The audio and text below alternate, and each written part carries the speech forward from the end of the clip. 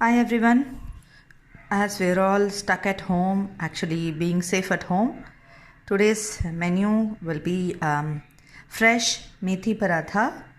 As you can see, this is 3 scoops of homemade atta with fresh cut methi, 1 spoon of jeera powder, 2 spoons of dhania powder, and some kali mirch, a touch of hing, and some salt to taste.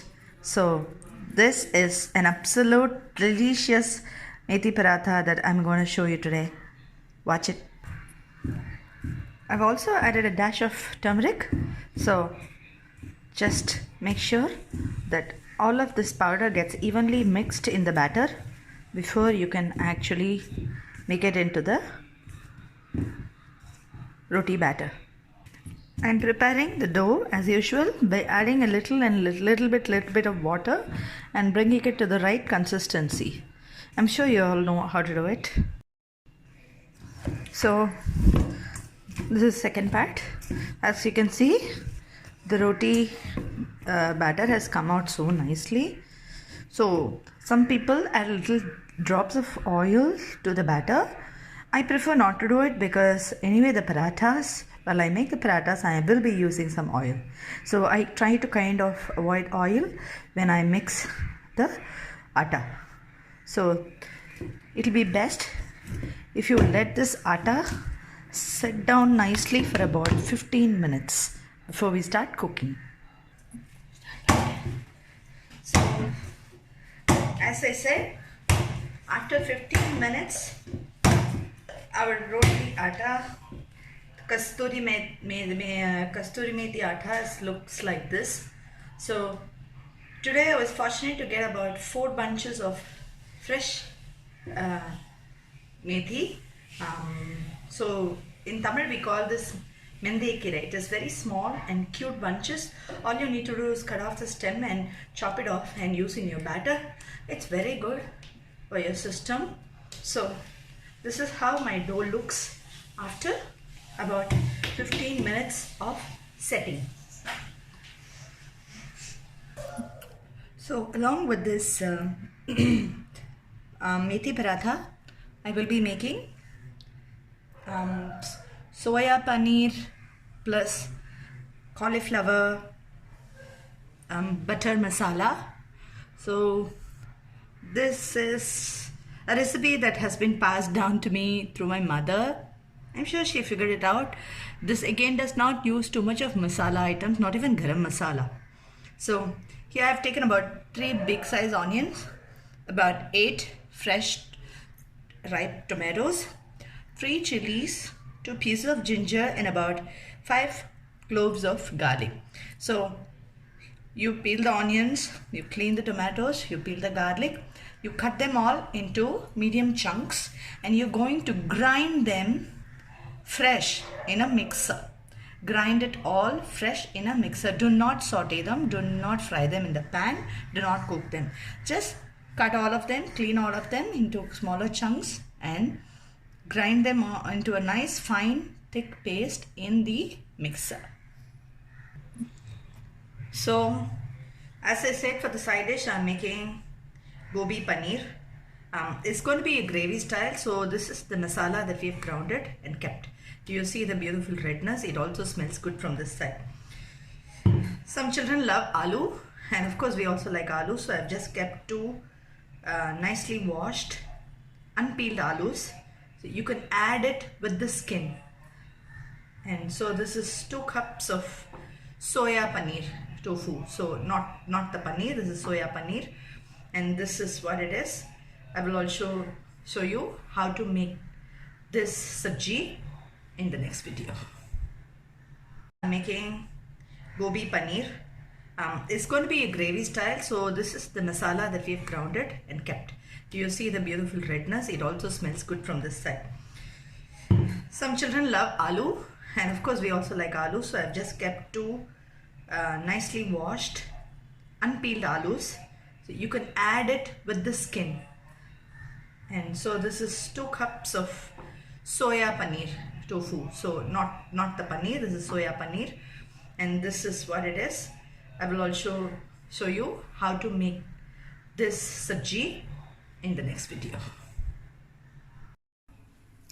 Hi, so this is the making of the Gobi, aloo and tofu paneer sabji, which is going to be the side dish for my methi paratha. So I have now kept the pan, and as usual we're just going to start with adding a little oil. This oil is good because it's fresh oil and it's made in home, so you're going to eat home cooked food. So any oil once is good. It's not too much oil. As you can see, it's just the base. So we'll wait for the oil to get hot, and I have with me siragam or jeera seeds. Jeera, that's the only saute that we are going to use for this. No somf, no lavang, no other masala for this. Okay, so just keep it simple. So I'm waiting for my, looks like it's hot. Make sure you don't burn the jeera. Yes, that's a nice amount of jeera. Let the jeera splutter. So sorry, my video got disconnected. So now my jeera is spluttering, and I'm going to add diced potatoes.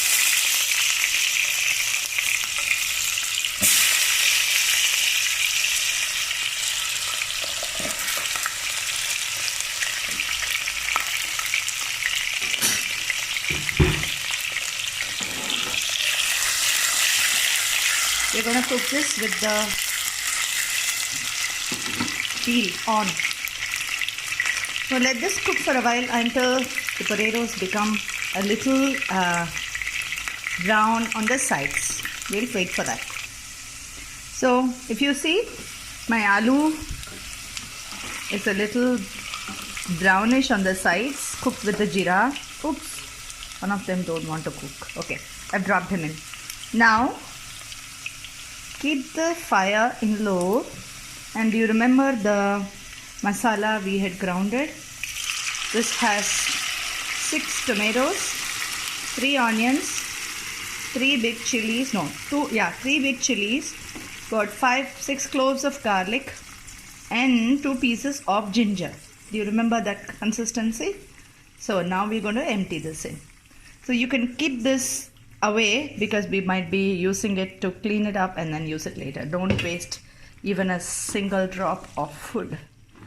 So now we will have to let the aloo cook in this gravy.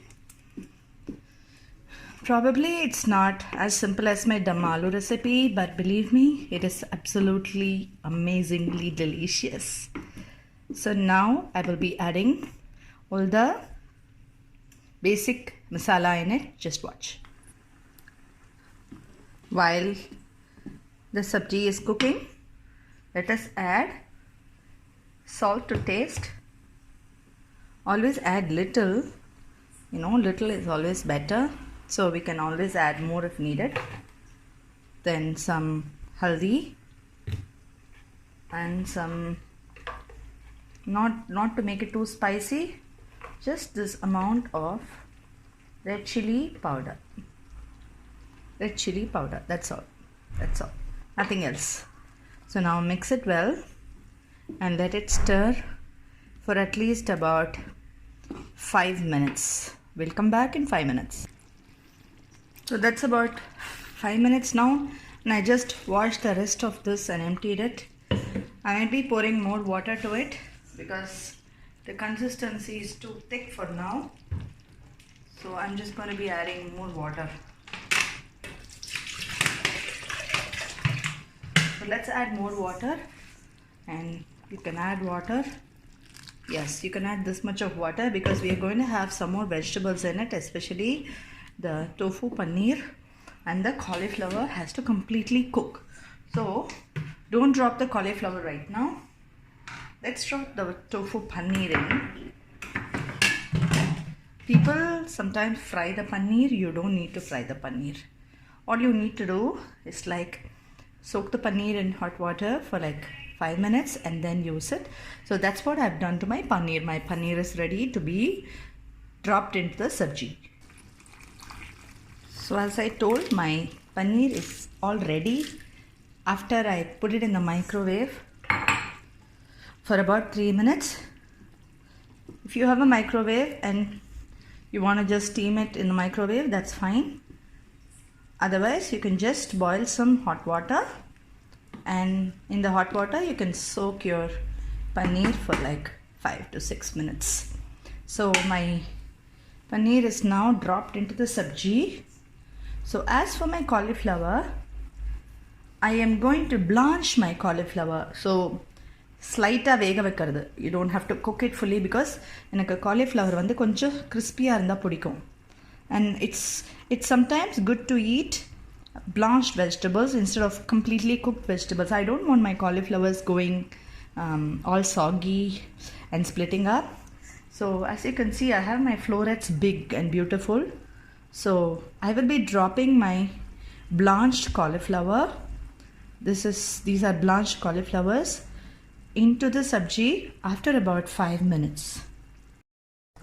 So as you can see, I had to shift from this vessel to this vessel because my sabji is getting too much. And now I'm going to drop in my blanched cauliflower.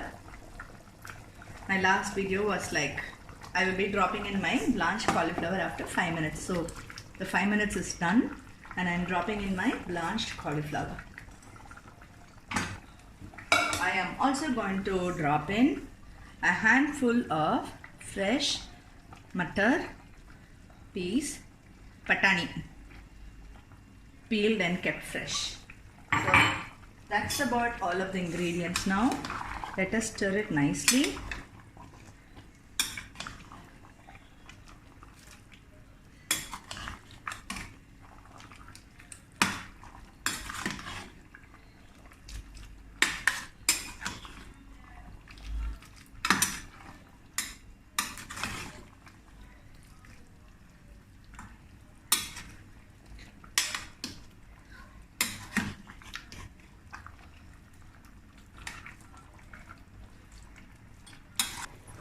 Hi, as you can see, I have lovely chunks of fresh butter. These are unsalted butter, and one heapful of cut dhania leaves.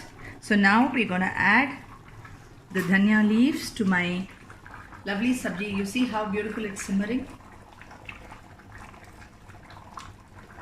We're going to place the fire in sim.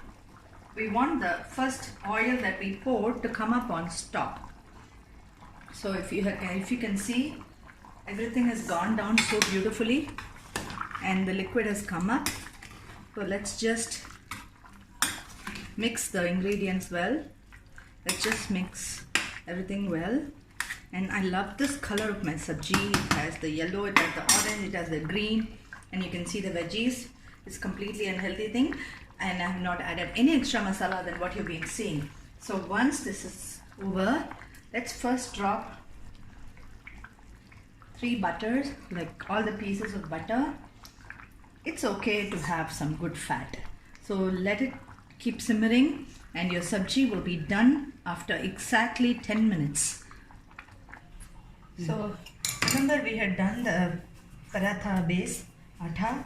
So you might have to like make it a little more softer because it's now more than 1 hour since it's been setting. I like to follow this method, so all my parathas are of the same circumference, so that one doesn't go too fat, the other one doesn't go too thin. So I like to follow the circumference. This is an easy way, and that way you can have proportions. So say minimum is 2 and maximum is 4 per person. We're about 6 people at home at the moment. So if you make this will be easier for you to know if you have enough rotis for all of them in the family. So we'll stop there and continue. It's hot. I've already set it hot. So I think I picked up these cuisines from my adorable Guju auntie and uncle while I was in Ahmedabad, Gujarat. So there I made the paratha roti. So let's just drop it in. I'm not going to be making you watch while I do all my parathas. I'll just let you watch one and I know how it's done. It goes very well with the gobi sabji, aloo mutter, gobi paneer sabji that I have made. So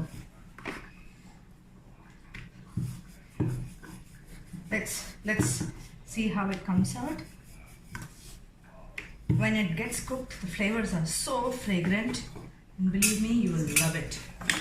So look at this. I'm just turning over the parathas. Before you put the oil, I suggest we have to use some oil for the parathas. It stays longer. You can even eat it tomorrow morning for breakfast. So it stays a long time. Make sure both the sides are cooked enough. So if you see, these are the wet sides. Make sure you turn over the roti a couple of times. And once you see the browns start coming, I'm going to use some oil around the parathas. And the oil is taken nicely by the paratha.